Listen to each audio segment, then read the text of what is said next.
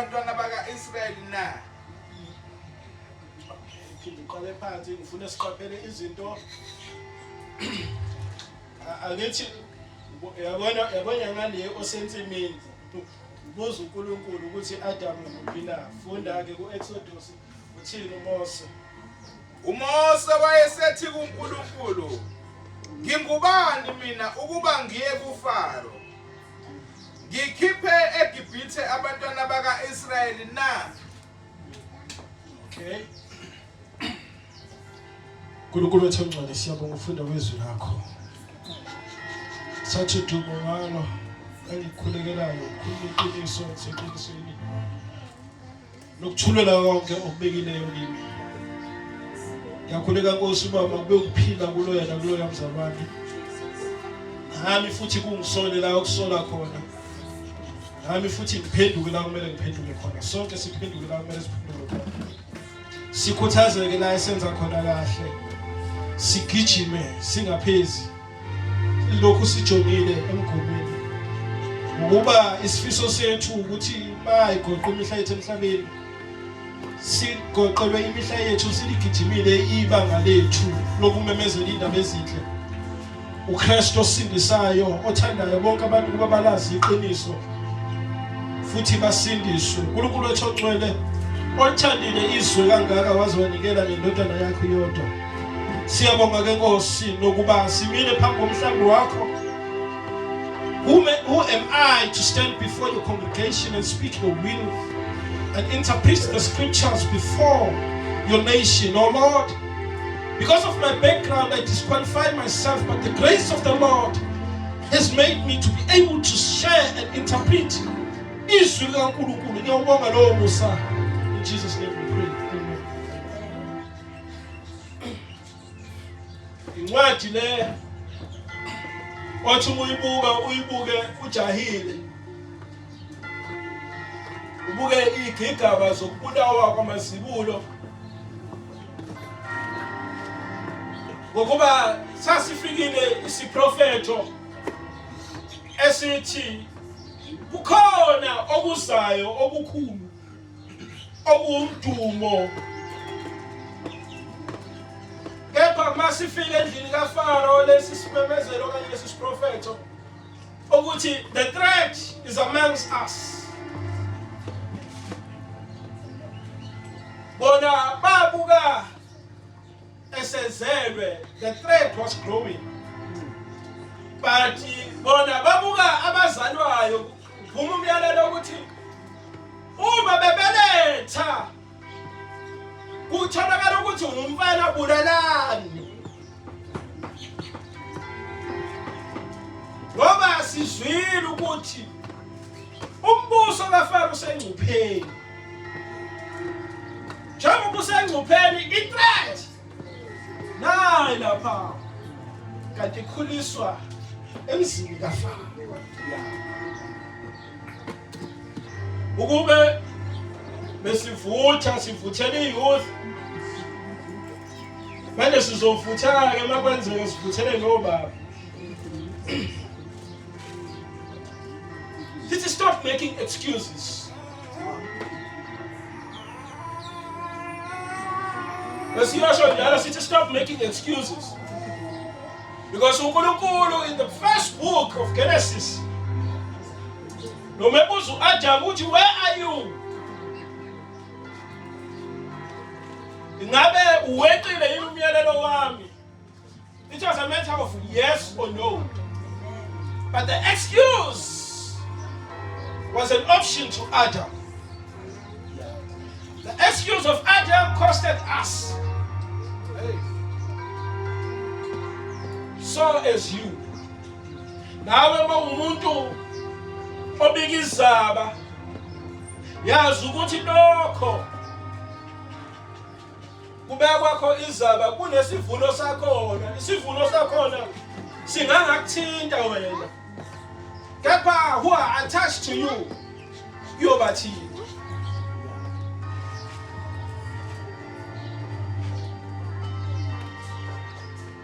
To Moses,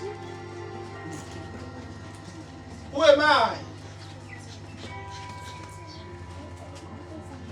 kubuza i-threat, kubuzwa umuntu wesiprofethi okuprofethwe ngayo ukuthi-ke uye oyowulwisa,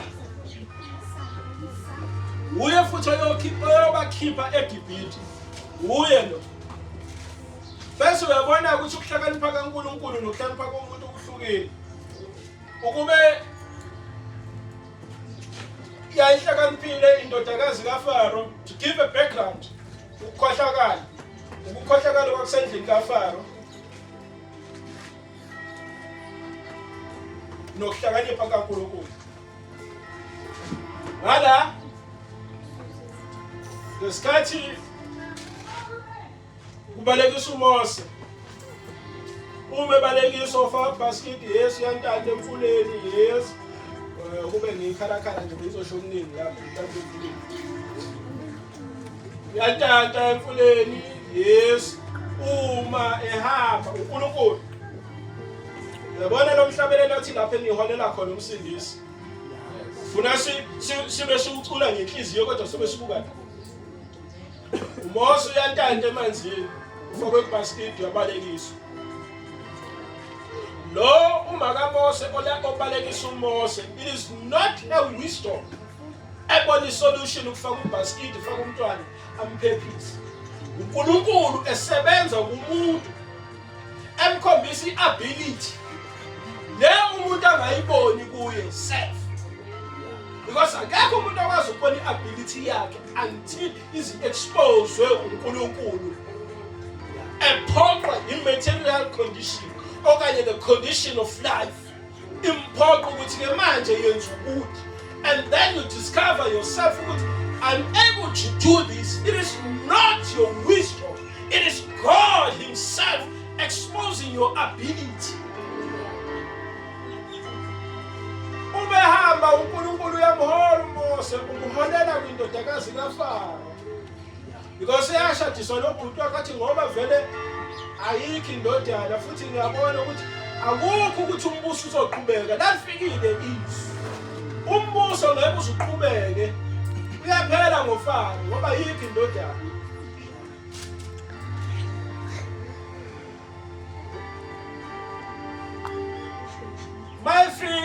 Yafika kuyabhukudwa amandlovikazi semanzini. Yayibona iprotocol, buka iprotocol isebenzelana bewokudla. Uma indlovukazi semanzini akungeni umuntu, ingakho yakulala umfowabo unxiwayini waba happy, utshwala namanzi akhambisana. Ufakazi wami uwe masibuka lapha ngoJanuary 1 ukuthi bangaka abantu ababuka namanzi.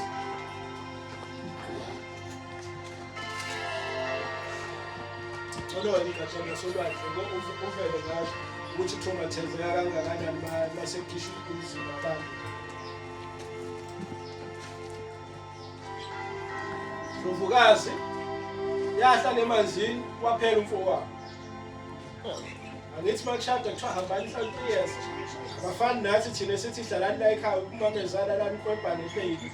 Thobe nje fani nathi lapho eGibhithe. Hayi abantu bahlala lapho 3 years nifundane niqondane nazinane kangcono. Uyayibuza ndoda athi mina nginale nomfowethu, because uyabona ukuthi kunakho ukukholwa ngoba yena wazi ihlonipho, wathi ubaba ngizwile kulungile soshada phambi kwabantu kodwa ngeke ngiphathe mfowethu. Ngisho sekusasithe wathi hayi ukuze kube nokuthula angibulala umfowethu, mangimbulala Moses uzoshona. Beqhamuka uMoses bese kuya after 3 years sekufe nomkhwenyana wakhe.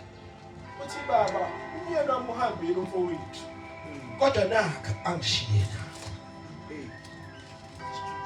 God is planning the future of Israel while Israel is suffering. Noma ngabe ecindezela kodwa uNkulunkulu wayebahlelela. Noma bona babebona ihardship kodwa uNkulunkulu wayebahlelela. Weza uMose wafika ngoba induduzo ukuthi noma esefile umuntu owaziwa ukuthi uyisi God hayi induduzo Mose. Impunga ezazikhona nezikwazi ukubona kodwa ayibonanga. Zasukuma zonke zathokoza kwaphakanyiswa kwathiwa na uNkosi uyaqhubeka. uFaro ubona ubukhosi bakhe buqhubeka. Kanti ubukhosi bukaNkulunkulu okubikwa ngabo busa obuzofulfillwa nguKristu. The life of Moses was at risk, so as the life of Christ was at risk. Uma sekhona akhulu umntwana adeclare ukuthi the throne is mine, adlale anasi isigqoko lesifakwe ekhanda leyo bayazi abadle Burger King leyanto efakwe ekhanda. Sengiyamdalula siyabona kuFacebook. Lokho nithi solo date kodwa amabheka u2. Sithulile.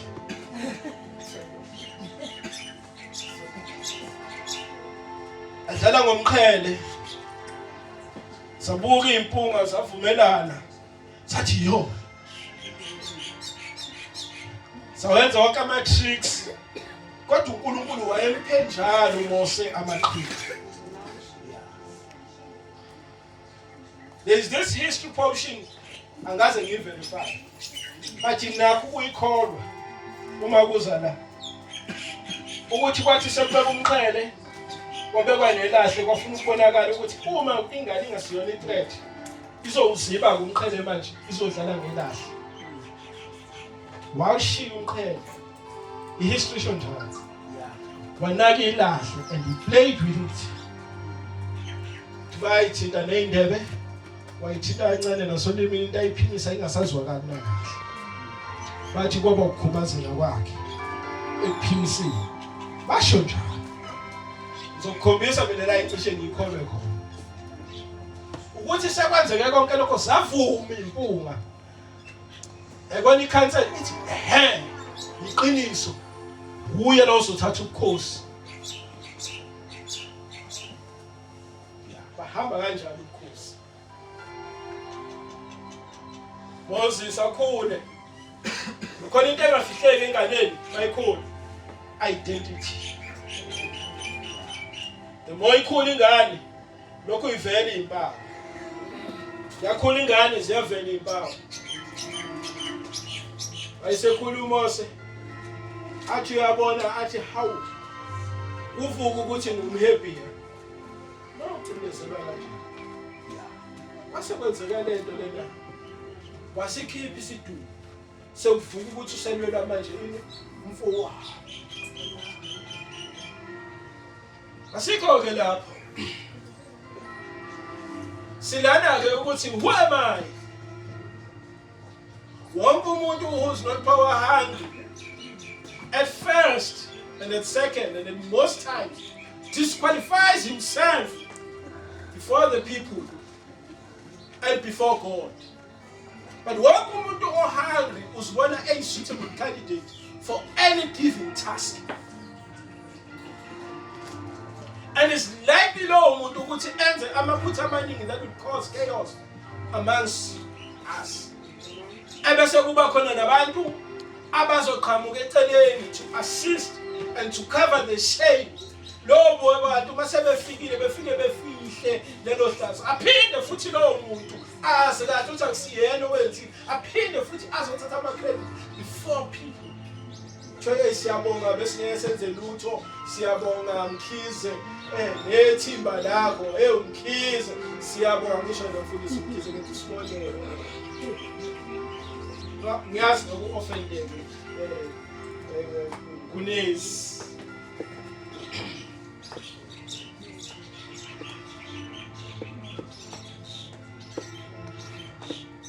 I don't qualify.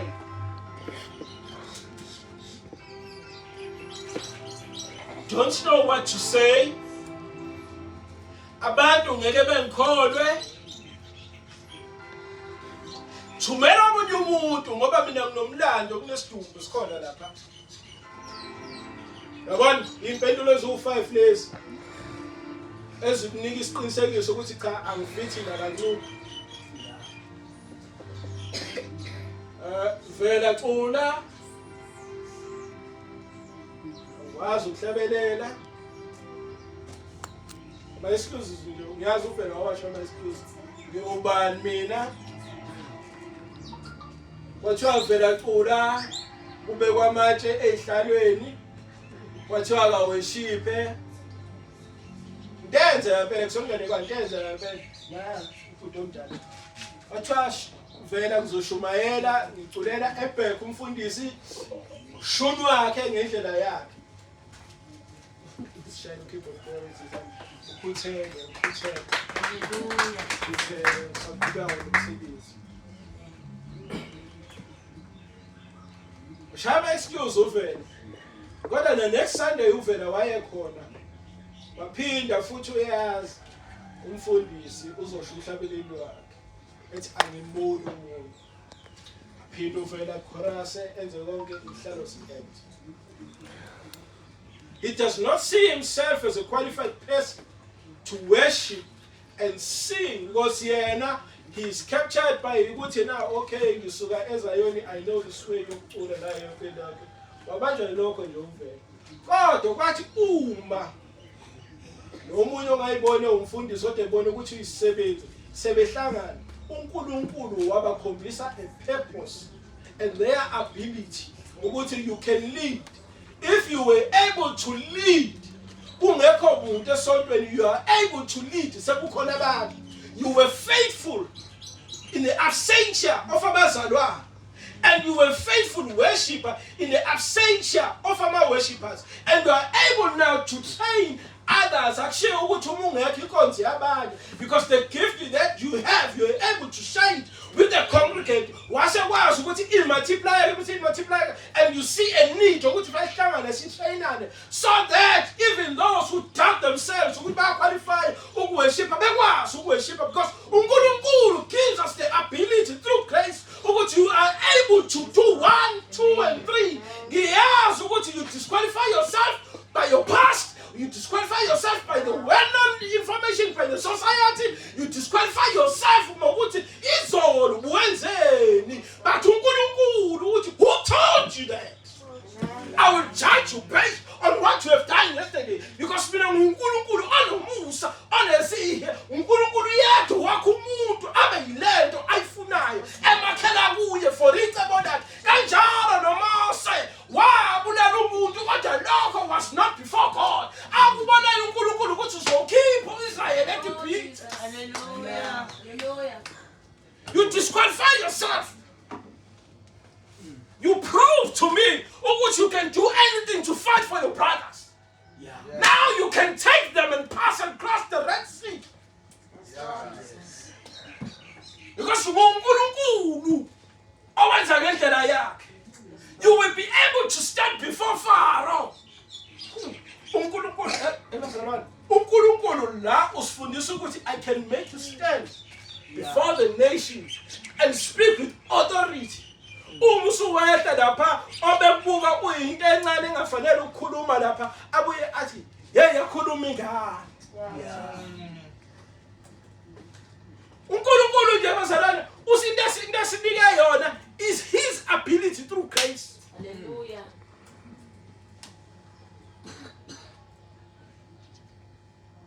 How Mose mfethu sabuke emaphambi kwaFaro uNkulunkulu ngefofa uphosa induku iphenduka inyoka kuyaphoswa wena nalokho uFaro yaba mina ngoMose lapha khuluma nje mina ngoyimina abona yonke lento ayenzeka lapha lokho uprove lokho uNkulunkulu ebakhombisa kodwa futhi yena uNkulunkulu eyenza belikhulu inhliziyo kaFaro hayi mina I would have given up. I would have given up. But uNkulunkulu ekithi he strengthens us. He gives us hope. He makes us to look at life beyond the obstacles. uNkulunkulu usenza ukuzingabaza noma singayingabaza kangakanani but usenza sibuzo ukuthi kodwa inkosi yami ngikwenze kanjani lokho, and still you answer yourself ukuthi it is by God's grace.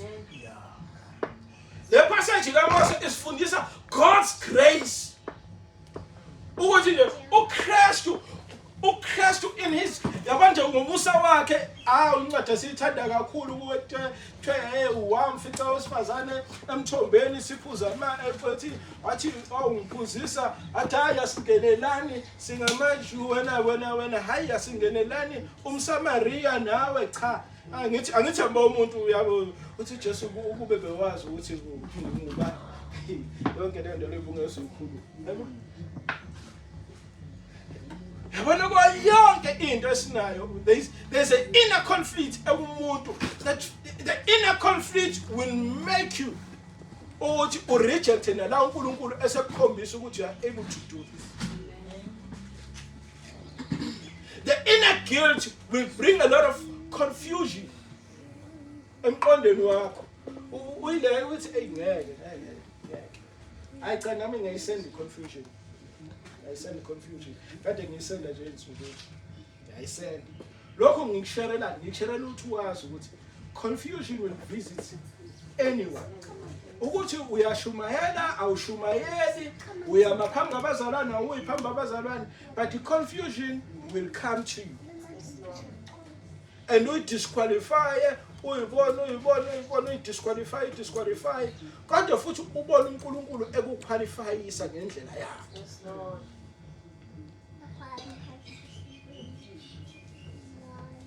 uNkulunkulu owenza umuntu ukuba qualify. uNkulunkulu okwazi ukunqoba i-inner conflict ekumina phakathi. You judge yourself uzukhohle nokuthi uNkulunkulu ongihlelelayo kusasa lami. Yabona that masingashita indlela yothi ukucabanga nokubuka uNkulunkulu owenza lokho. Ubuke nje ukuthi sibuka uNkulunkulu enza lokho. Then we will understand ukuthi umusa kaNkulunkulu kawunamkhawulo futhi kawuvinjelwa ukwenza kuba uNkulunkulu ukwazi ukuhlula uMephibosheth wathi I don't qualify to sit there ngoba manje nginonyonga. Uma sekubuya inkosi uDavid hayi kwanawe bekufanele uhlale phansi kungafanele uthi ngizibona ngafanelekile ukuthi ngahlala ngikhuleke uma kubuya inkosi. Yaba. And the people were disqualifying him vele ngithi bathi hayi lo usewunyonga. Yabona into abayibuziwe ukuthi ukhona nokhona akushiwo ukuthi usenjani kuthiwa ukhona nokhona.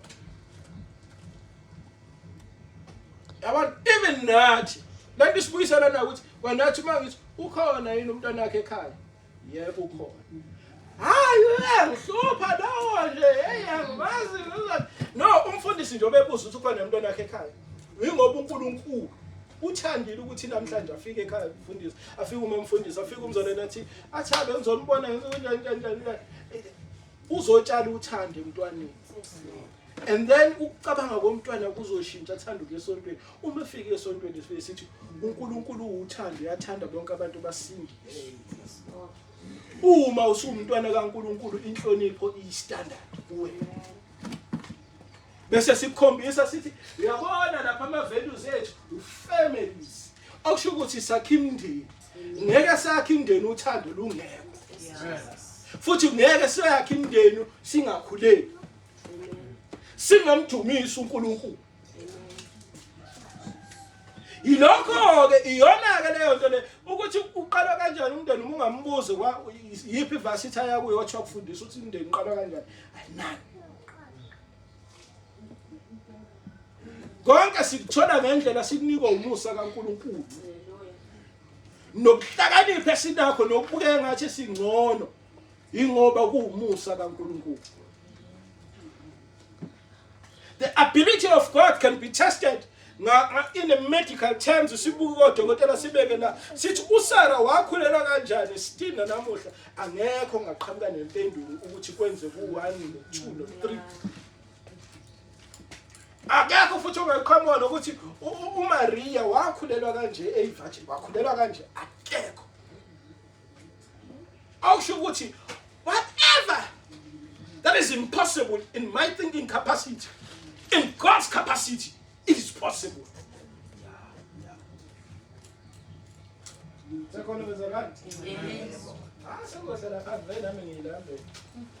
Hallelujah.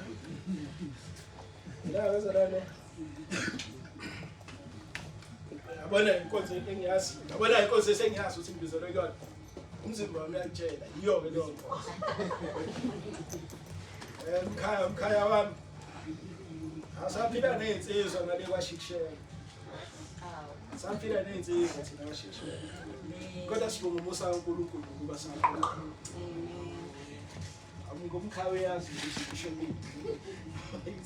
Ayisaphila nezinsizwa kwashikishela. Ehlotsheni zethu ezinye lapha esimbi. Amen. Nokuba siyakholwa. Nokuba siyakholwa. Useyaqonda kumkhathi ukuthi. Hayi ngapha ematatiela nje sasiye wakumwa. Siyakwazi ngisho ematatiela. Sikude sibhekele emalini.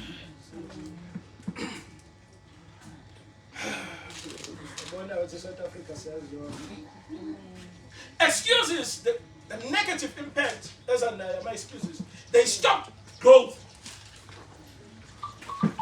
You start to become a cultural activist. You come with these terms. Uqale ube cultural activist. Uqale manje uze nale perspective. I think yabona manje le debate lapha amaGalatians. Yaqala manje debate kubaphostoli. Khulunywa nangokusoka, khulunywa yonke into. Abanye bayaphambana nanani. Ayithi abantu sebeqala ke manje baqala sebenza banamathela kuJudaism. Abafuni ukukhula nokumelana nobunzima. Because if you accept growth, accept hardship. Yabona nje uma sebuza ukuthi where might you stand before Father. Uyazi ukuthi how hard it is.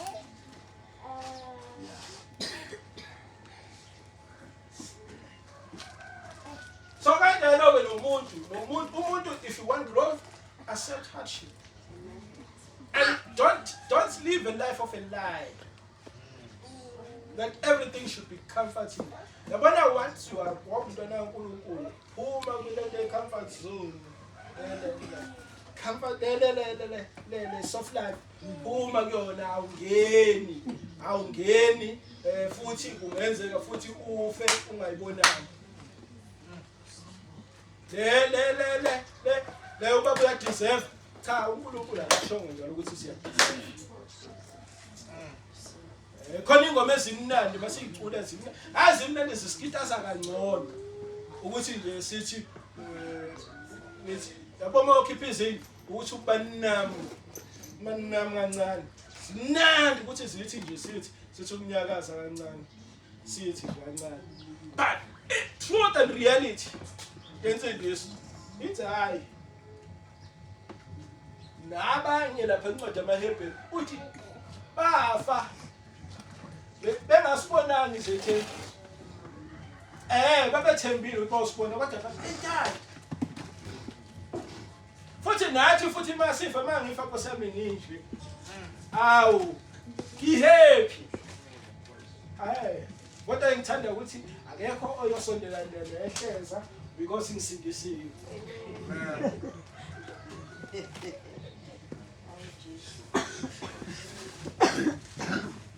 Bazalana afuna ube comfortable ngizojintshela. Ube comfortable.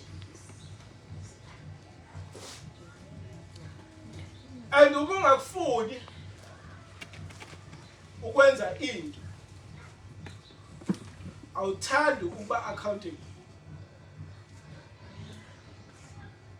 When you don't like to be accountable, unama excuse. You will become a good liar and a good storyteller. that has never existed before. Uzoba umkhohlisa ozoyikhohlise kwawena. Uthi useThekwini sihlangane nawe eMall. Uthi besibona hayi sibona iwele lakho. Sasinalolo suku ukuthi unewe.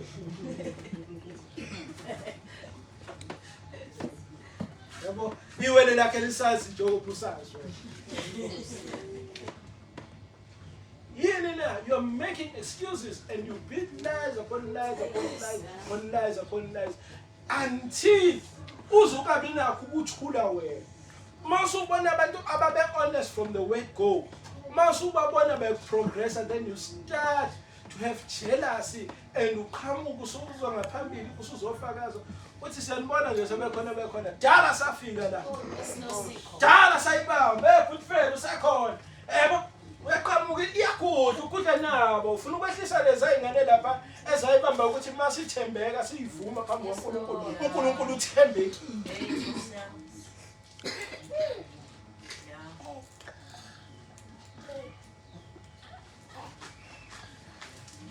Ngona kaze ukuthaka bami kunokuthi kufihleke. The danger of ukufihleka kobuthaka is the day you are exposed, and the day you are exposed, you will think of committing suicide. Because you have lied and you have built your life on lies, the layers of life, and when it comes to your downfall, ngisho sifuna ukuthi buya mntwana buya ekhaya akusenzeki because uzubuka lolu dongo usulakhile. Unakhile lwa perfect phambi kwethu. Phela abantu bazothuka bathi hawu i-devil kicker yonke ikwenzakaleni. You have created the picture for them. Ngiyamthanda lo ngicishe ngimthande lo ukuthi aye khona ngisafuna ukumlungisa bese kuthiwa woza nakho. We are guided by scripture. Romans chapter 7. Isho kahle ukuthi ngiyathanda ukwenza lokhu okuhle okushiwo uNkulunkulu. Kepha inyama yami ithuka isenza lokho okuphambene nentando kaNkulunkulu. Abesethi uPaul kepha makabonge uKristu. Osilungisisayo because la sikhuluma ukuthi although I'm a fault, I come with fault, I'm effective fault, but the master is working in my heart, in my spirit, in my life, and he is positioning me to be a better person tomorrow. uNkulunkulu osakhayo osenzela ukuba sibe abantu abangcono sibe abazalwane abadlekayo. Provided we expose our weaknesses. Ngenhlanhla ke kumnandi lapha uthi ukusho ayikho intshumayelo ebhudla ngakhona noma kushiwe kuthiwa kukhalinywa lokhu nalokhu uyazi ukuthi I'm not a guilty akekho ohlebela umfundisi kepha uNkulunkulu odalula ngokusho ukuthi he is working on my condition. Because as in the situation uNkulunkulu is working on my situation. If God today decides to teach about my condition or my suffering or my weaknesses, then he is dealing with my situation and he is telling me, oh, tomorrow I'll be a better person. Ngizofakaza sengazi ukuthi ngihluliwe ngahlulwa uNkulunkulu. Intando yakhe yahlule yabintando ngaba umuntu ongcono. Uma nibona mina ngithokoza akusho ukuthi nakusasa futhi uma ngivuka ngiwumuntu ongcono nizothokoza ngani noNkulunkulu osebenza mina. Because ilento leyo esisondeza insindisweni stop making excuses. Asizi kuNkulunkulu noma esontweni sesithi sesiyekile kwanothuthu. Yiza nakho uNkulunkulu akulungise. Abantu bathi emakhaya hayi ngoba ukho umgqomo ulahle umuntu. Kanjalo nasensindisweni. Siphila ngokubekezelelana. Siphila ngokubekezelelana. Sihlupha ngendlela engafani ukuthi apha kwabanye kuyabonakala okwabanye akubonakala kepha siphila ngokubekezelela. And surely we will come out of our weaknesses because uNkulunkulu is there for the weak to make them strong.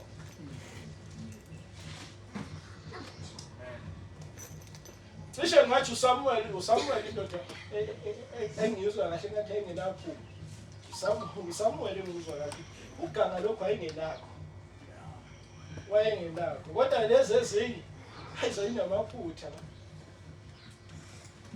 okusho ukuthi iBhayibheli alikaze lihluke ekuthini mawufunda kahle iBhayibheli uzombona umuntu athi yabona usenza umkhuba umkhuba wami-ke manje lo bese lo ngwenzayo wayenza uDavide kodwa-ke sengiwumuntu ongcono sesohamba siyodla cela ingadlali ngami ongaphekanga bazalwane siyakunquma siyavumelana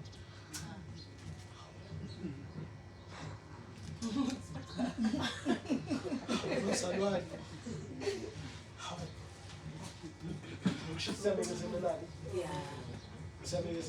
Amen. Uzofika inkosi. Sengivala. Masizobheka incwadi yama-Judges. Kukhona insizwa ezalwa umama ongayiphethe kahle.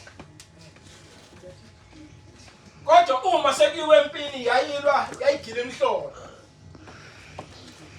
Ukuthi njalo uma sekuliwe kwanqotshwa abakwabo beyikhumbuza ukuthi njalo wena uzalwa umama ongayiphathanga kahle. Futhi awunasabele efeni la ekhaya. Kodwa njalo uma impi isiqinisa kwakukhunjula ukuthi likhona iqhawe lempi isigayigayi sempi. Into eyayithi bayibuya sekuzoliwa eyayingasho ukuthi konje nina niyangikhumbuza ukuthi umama wayengayiphethe kahle. Yatshela impunga yathi ngiyayizwa leyo ukuthi ekhaya kuhlaleke kahle zakwethu. Siyangiphabeza. Kepha uma kudingeka usizo lwami siyangazi ukuthi ngiya exist. Lapha ngentindisweni sizokwakha umuntu othi ekhaya ngiyaziwa makufuneka usizo. Kodwa mangimele ngithandwe ngifana nomuntu onga exist. Lapha entindisweni njengoba sikhona sizokugona. Mase sigonela sithi siyakuthanda. Once wazi uthando lwethu lwangaphakathi, you will learn to forgive them. Uba accept ukuthi manje bese siba nethemba ukuthi one day things will turn around. Because if things turn around, bawubona ukukhona kwakho. If nawe usuthi eye for an eye, then ukusindiswa kwakho will be questionable. Oba na iBhayibheli yasithatha lithi ngubi umuntu ongadli abakwabo ukudlula umuntu ongakhona.